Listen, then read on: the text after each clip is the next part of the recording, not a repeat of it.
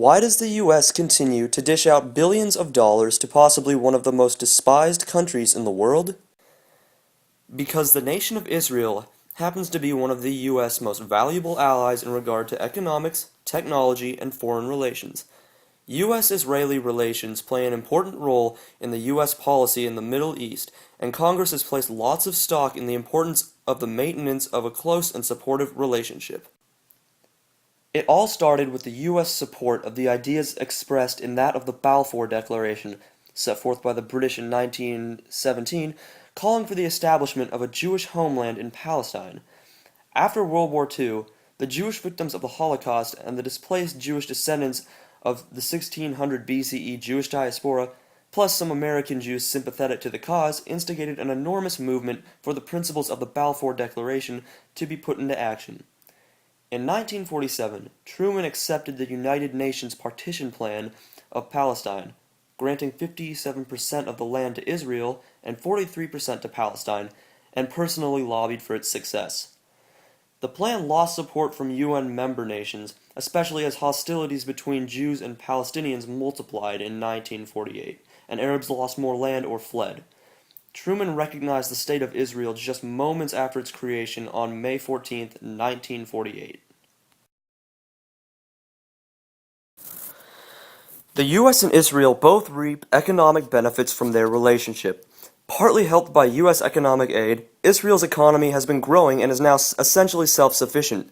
Israel stands as the most economically aided country by the US in the world, having received nearly $75 billion from 1974 through 1997. From 1998 to 2008, military aid to Israel has gradually increased from $1.8 billion to $2.4 billion. In 1985, the U.S. signed its first ever free trade agreement with Israel. This treaty opened up the entire U.S. market to Israel by gradually eliminating tariffs. Also, in 1984, Israel was in an economic rough patch, with enormous annual inflation, a huge foreign debt, and meager foreign reserves, and high unemployment. Secretary of State George Shultz suggested the creation of an American-Israeli Joint Economic Development Group, also known as JEDG, to work on Israel's economic challenges.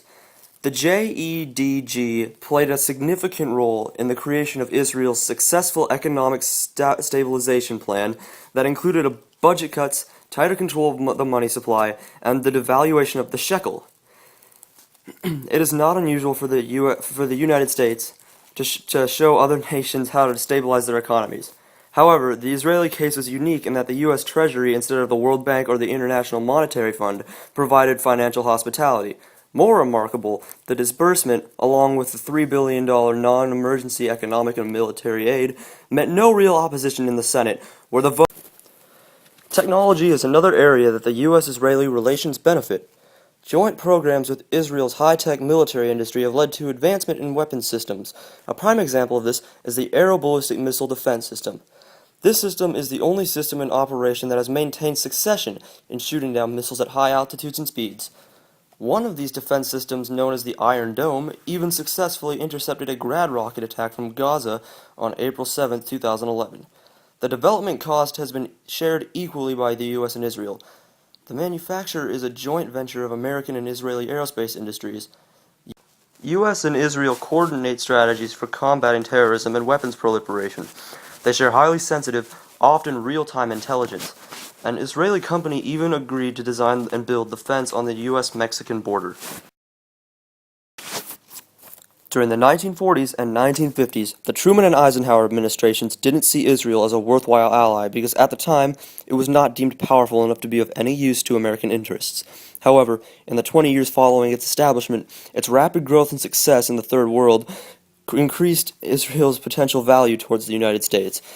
Israel is one of the U.S. very few allies in the Middle East, and it is also our biggest ally in the Middle East. For this reason, the U.S. relationship with Israel has put enormous strains on U.S. relations with other countries. The U.S.-Israel relations' effect on the U.S.-Egyptian relations are an example of this. After the 1973 Arab-Israeli War, Egyptian foreign policy began to change because of the shift in Egypt's leadership from the extreme Nasser to the much more moderate Anwar Sadat and the growing peace process between Egypt and Israel. Sadat realized that reaching a consensus of the Arab-Israeli conflict is a prerequisite for the Egyptian development. To achieve this goal, Sadat ventured to enhance U.S.-Egyptian relations to foster a peace process with Israel. After a 7-year hiatus, both countries reestablished normal diplomatic relations on February 28, 1974.